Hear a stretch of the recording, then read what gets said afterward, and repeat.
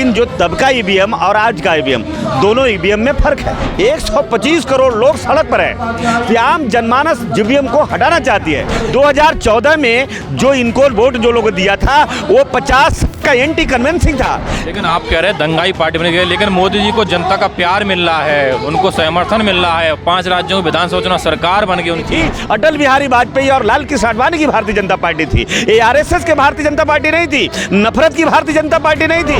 भारत के लोकतंत्र में और संविधान में विश्वास करते हैं। कोई भी पार्टी ईवीएम को लेकर सड़क पर नहीं उतर रही है, ना ही कोई धरना प्रदर्शन कर रही है। ये सब समाज संगठन के लोग हैं। भारतीय जनता पार्टी बैलेट से इतना क्यों डर रही है?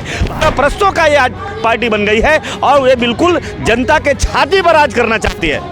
उस ईवीएम में वोटों की चोरी हो सकती है, ये जब प्रूफ हुआ तो सुप्रीम कोर्ट ने ये डायरेक्शन दिया था चुनाव आयोग को कि आपका ईवीएम है, उसमें वोटों की हेराफेरी हो सकती है।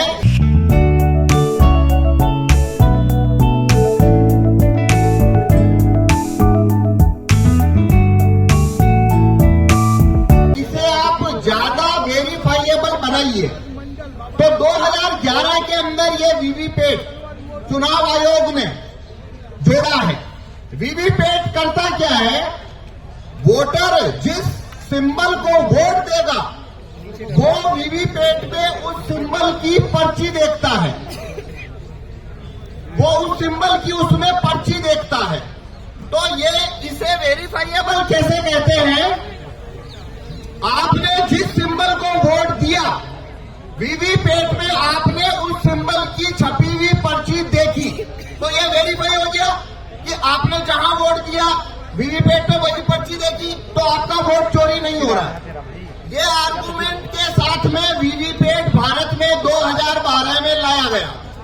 जब वीवीपैट आया था तो वीवीपैट का जो ग्लास है वो व्हाइट था। ये जो ग्लास है ये इस तरीके से व्हाइट ग्लास होता था। ये जो लेफ्ट में है, ये जो लेफ्ट में है, लेफ्ट में जो इमेज है, वीवीपैट का ग्लास व्हाइट होता था 2012 में। और 2017 जून में इलेक्शन कमीशन ने वीवीपैट के सभी ग्लास को, व्हाइट जो ग्लास था पारदर्शी, उसे काले कांच से बदल दिया। यानी 2017 के बाद से भारत में जो वीवीपैट इस्तेमाल हो रहे हैं उनका जो कांच है वो व्हाइट नहीं है, काला है। तो कांच, एक और बदलाव क्या हुआ? पहले वीवीपैट में लाइट जो है वो 15 सेकंड के लिए जलती थी, उसे घटाकर 60 सेकंड तक किया गया। ये जो 2 बदलाव हुए वीवीपैट में, पहला व्हाइट कांच को ब्लैक किया गया और लाइट जलने की अवधि को 15 सेकंड से घटाकर 7 सेकंड किया गया। ये 2 बदलाव होने के बाद वीवीपैट में कागज के वोटों की चोरी कैसे हो सकती है वो यहाँ पे मैं आपको डेमोन्स्ट्रेशन दूंगा। मेरा नाम पवन कुमार शर्मा, मैं भीलवाड़ा से आया हूँ। इसके अंदर वोट चोरी करने का जो प्रोग्राम है वो राहुल चिमनवीर मेहता अहमदाबाद के सॉफ्टवेयर डेवलपर है, उन्होंने भी करा। अब मैं आपको इसमें डेमोन्स्ट्रेशन करता हूँ कि कागज के वोटों की चोरी कैसे होती है। जब आप वोट करने जाते हैं तो वोट देते हैं। बेटा थोड़ा डाउन करो, इसे लड़कियों के पीछे बोलो। अरे आगे वाले पीछे कर इसको। हाँ, जब आप वहाँ पे वोट देने जाते हैं, सिंबल पे वोट करते हैं, आप उसकी पर्ची देखते हैं और आ जाते हैं, ऐसा नहीं होता। अब यहाँ पे मैं बताता हूँ उसमें वोटों की चोरी कैसे होती है। तो ये मैंने वीवीपैट रखा है, ये मैंने वीवीपैट रखा है। अब कोई 2 वोटर को मैं वोट करा के दिखाऊंगा। पहले आप देखिए इसमें कोई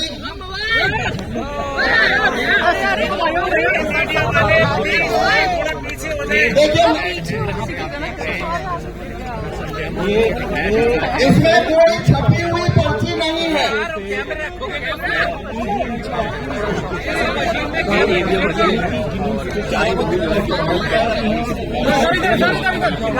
इसमें कोई छपी हुई पर्ची पहले से नहीं है।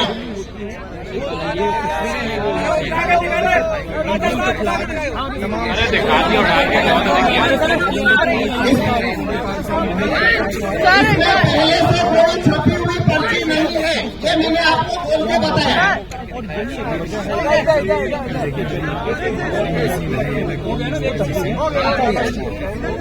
देखिए, इसमें कोई छपी हुई पर्ची पहले से नहीं है। इलेक्शन कमीशन में जो वीवीपैट यूज होते हैं उसे खोलने का पावर किसी को नहीं है, लेकिन मेरे को आपको एक्सप्लेनेशन दिखाना इसलिए बोल के बता रहा हूं। तो पहले से इसमें कोई पर्ची नहीं है। अब हम इसमें वोटिंग प्रोसीजर शुरू करेंगे। जो है ये ब्लैक का जो कांच आप देख रहे हैं, आप तस्वीर पूरा उठी लगाया गया 15 सेकंड। अब ये एक ईवीएम मशीन है। इसके अंदर ये जो बैलेट यूनिट देख रहे हैं, हमने 3 सिंबल रखे हैं। एक सिंबल है एप्पल, एक सिंबल है बनाना और एक है वाटरमेलन। सिंबल ये जो आप जो देख रहे हैं आप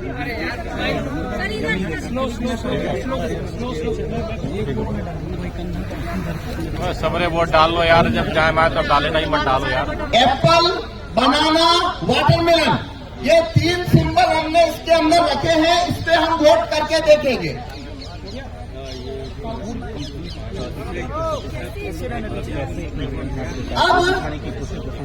अब हमें 2 वोटर चाहिए जो इसके ऊपर वोट करेंगे, जैसे कि वो वोट देने आते हैं। आप में से कोई भी नहीं, हमें ऊपर से स्टेज से नहीं, नीचे से चाहिए 2 वोट। हाँ ठीक है। देखिए, आप में से वोट देने जाते हैं।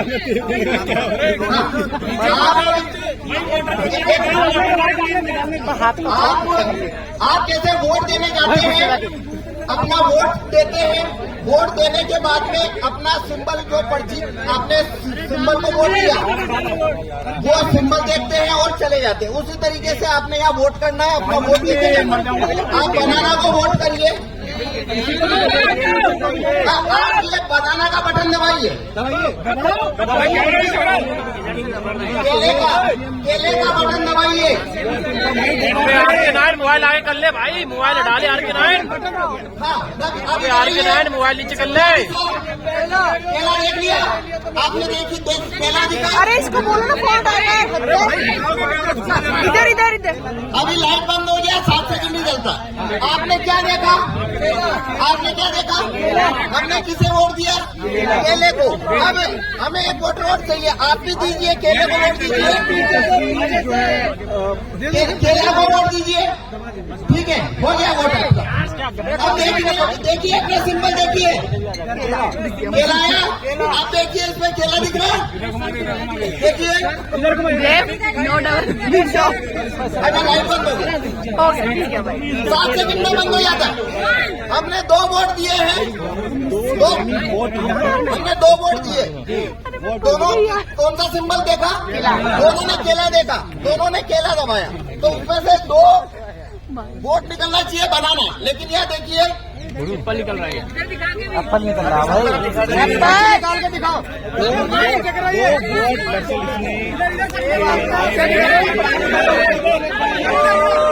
एप्पल, एक बनाना। एक एप्पल।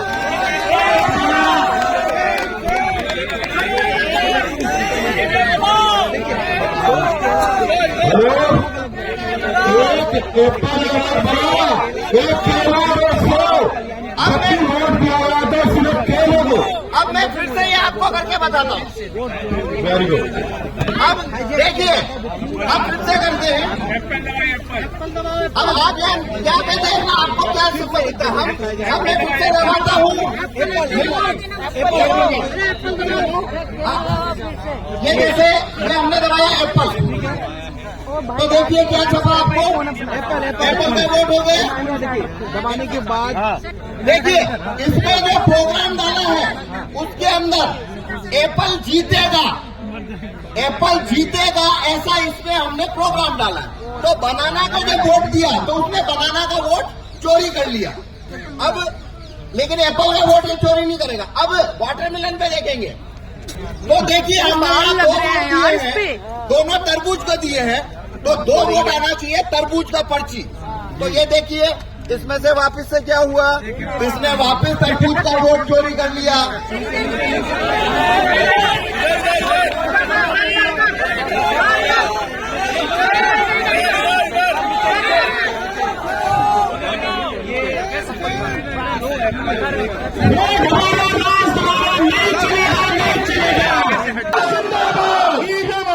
संयुक्त मोर्चा जिंदाबाद,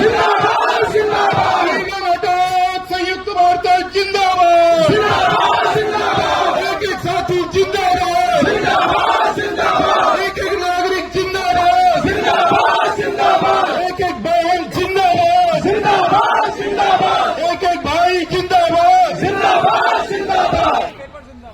बैलेट पेपर जिंदाबाद, बैलेट पेपर जिंदाबाद, ईवीएम मुर्दाबाद, ईवीएम मुर्दाबाद। अभी आप लोगों ने इजाजत दी है, इसलिए मैं आदर और सम्मान के योग्य 30 मई 2019 से इसी जंतर मंतर पर हमने इस इवेंट को हटाने का आंदोलन शुरू किया था।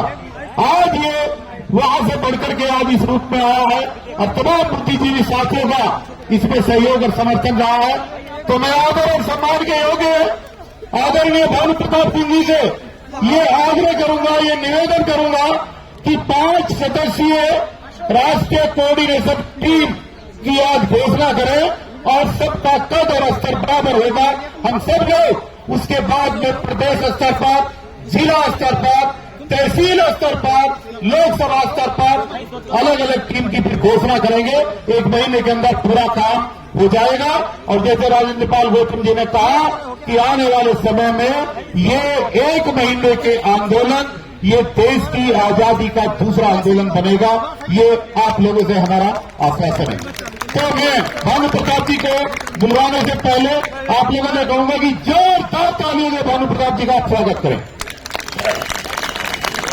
लेकिन मैं कहना चाहूंगा कि न्याय यात्रा में भैया ईवीएम का मसला जरूर रखो, नहीं तो न्याय यात्रा का पता नहीं क्या फायदा होगा या नहीं होगा।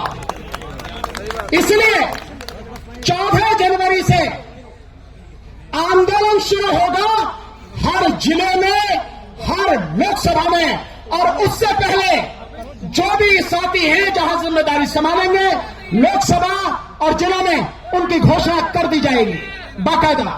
और अब इसके बाद ये आंदोलन चलेगा 14 जनवरी से 23 जनवरी तक। इस 23 जनवरी में, जो 23 जनवरी क्यों है, हमने 23 तक क्यों रखा है, ये नेताजी सुभाष चंद्र बोस उनका जन्मदिन है। नेताजी सुभाष चंद्र बोस, और आप जानते हैं नेताजी सुभाष चंद्र बोस ने अपनी कुर्बानी इस देश के लिए दी। इतना निर्भीक निडर व्यक्ति इस देश की ही पैदाइश है। 21 जनवरी, 22 जनवरी और 23 जनवरी, इन 3 दिनों में जो लोकसभा क्षेत्र है वहां पर और जो जिले हैं वहां पर, इन 3 दिनों में हमारी जो टीम होंगी और साथियों के साथ मिलकर पैदल यात्रा करेंगी 3 दिन।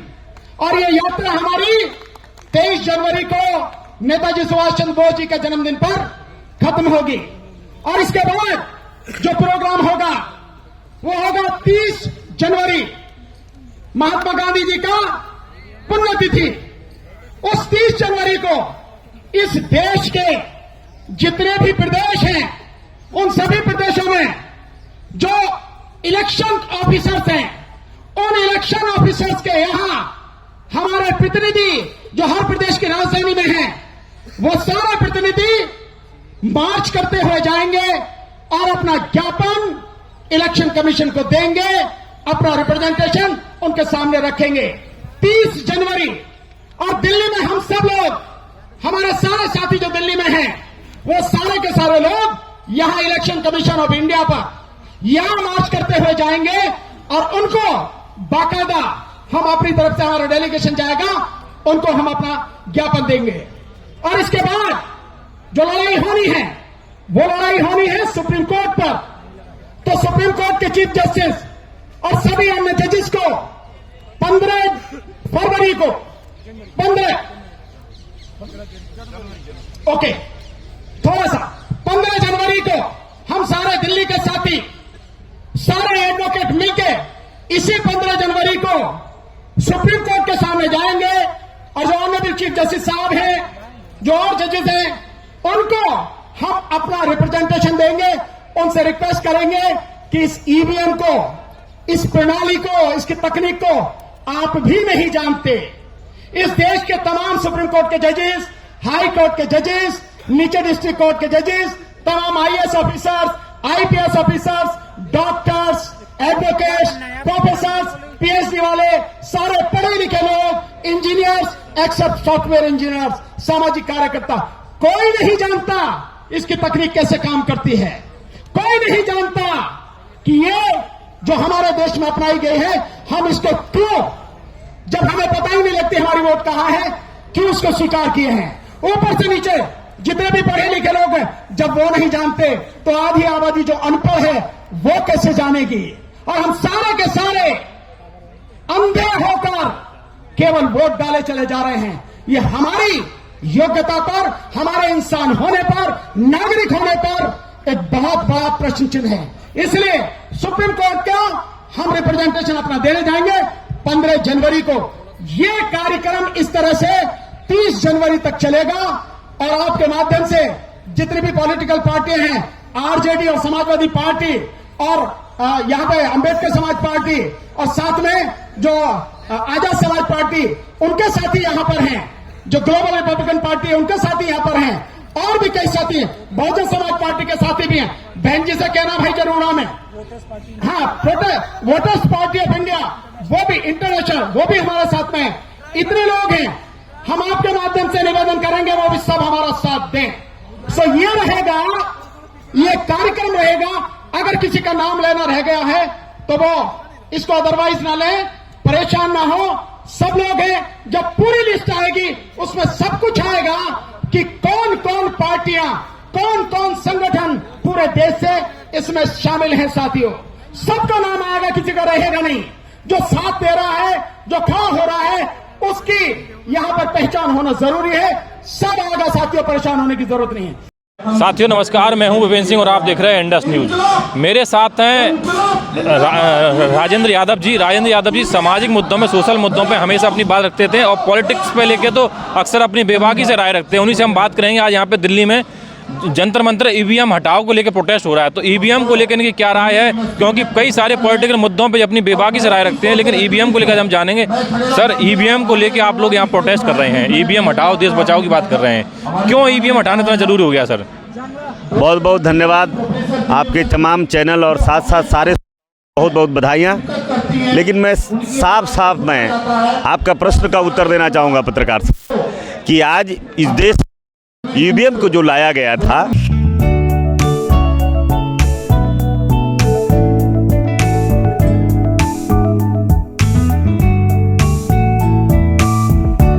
इसके पूर्व में जब कांग्रेस पार्टी ने ईवीएम को लाई थी और कांग्रेस के रीजन में, कांग्रेस के में ही ईवीएम से वोटिंग का शुरुआत हुआ था।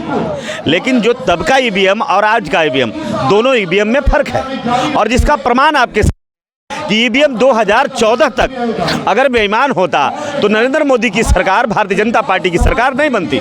लेकिन 2014 के बाद 2019 में और 2019 आज 2024 का जो आज संदेश आ रहा है, पूरे देश, पूरा जनमानस, 125 करोड़ लोग सड़क पर है कि आम जनमानस ईवीएम को हटाना चाहती है, ईवीएम को नकारना चाहती है। क्योंकि ईवीएम जो आज है वो हमारा वोट कम, मतदान का काम कम कर रही है, बल्कि हमारे वोटों को हरण कर रहा है। बिल्कुल कल के तारीख में जब सामंतियों का, जब दबंगों का, तो वोटों में बैलेटों का चोरी होता था, यानी चोरी भी नहीं, डाका डाला जाता था और बूथ लूटने की प्रवृत्ति थी। बूथ लूटने का एक सिस्टम था और उस सिस्टम पे हमारे लोगों ने लड़ा, लोकतंत्र को स्थापना किया, जान की बाजी लगाई और मतदान केंद्र तक जा करके सरकार को बदलने का काम किया और अपना मतदान करने का काम किया। लेकिन आज इस है कि जनता जब सरकार बदलना चाहती है, लेकिन सिस्टम के बेईमानी से बूथ वोटों को जनादेश के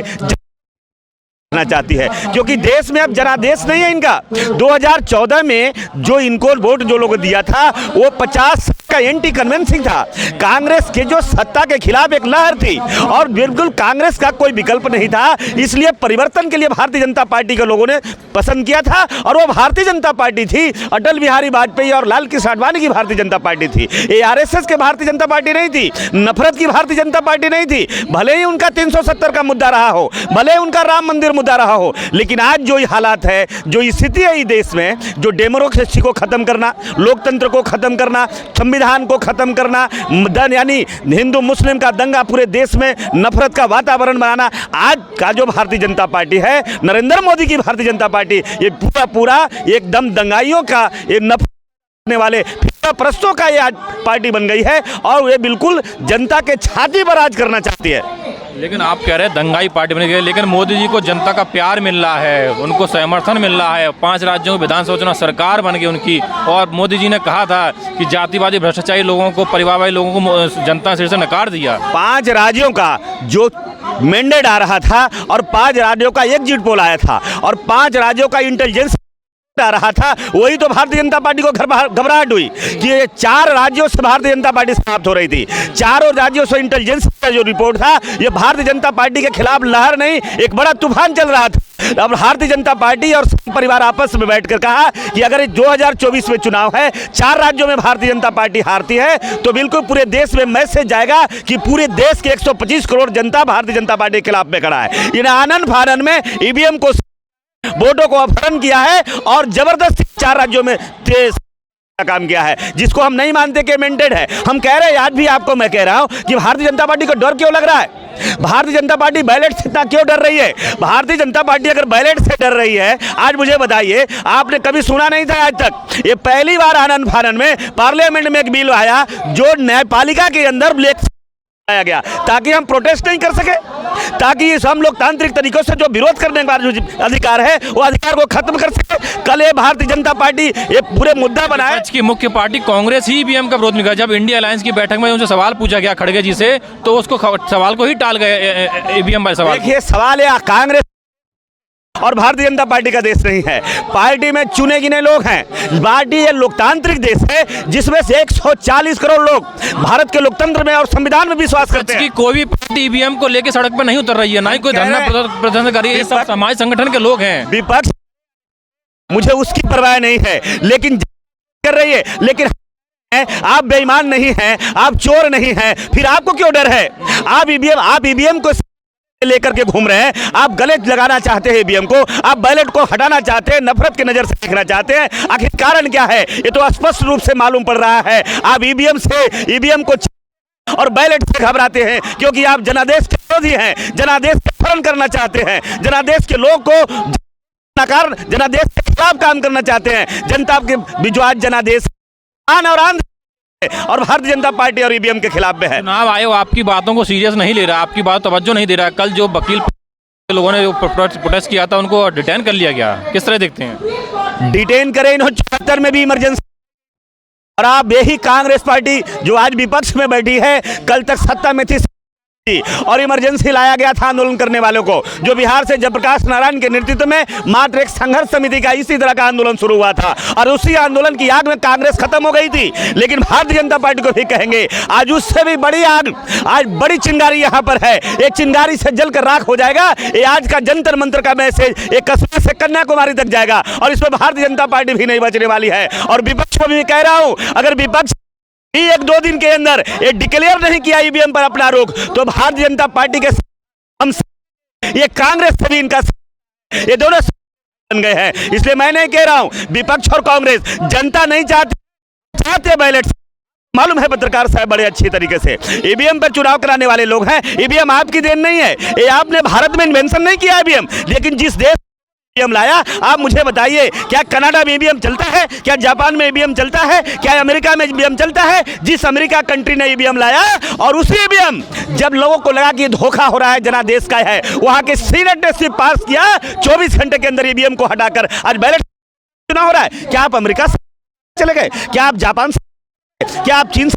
या और बहुत सारी कनाडा की आपने सुना होगा कि एक छोटी सी मात्र अपील पर, लेकिन मैं कहता हूं आज सुप्रीम कोर्ट कहां बैठी कि एक सरकार की बातों पर कल तक तो हस्तक्षेप करती थी, लेकिन आज सुप्रीम कोर्ट भी आज ये नोटिस नहीं ले रही है, जबकि एक बहुत बड़ा मुद्दा है ये पार्लियामेंट में सेंगोल को लाना, पार्लियामेंट से इस तरह सा इलेक्शन कमीशन के दायरे में इनको लाना, इलेक्शन कमीशन को न्यायपालिका के दायरे में लाना। आज कहाँ बैठी है न्यायपालिका, कहाँ है आज न्यायपालिका के भी खासकर मैं आज कहना चाहता हूँ न्यायपालिका के साथ पर भी ग्रहण लगने वाला है, क्योंकि न्यायपालिका हस्तक्षेप करे और जो खास करके भारतीय जनता पार्टी का और आरएसएस का जो मंसूबा है चीन का लोकतंत्र लाने का, संविधान हटाकर सेंगोल का देश बनाने का, मनुवाद का देश बनाने का, जातिवाद का देश बनाने का, वो उन पर पानी फिरना चाहिए। मुख्य रूप से विरोध मैं कर रहा हूं।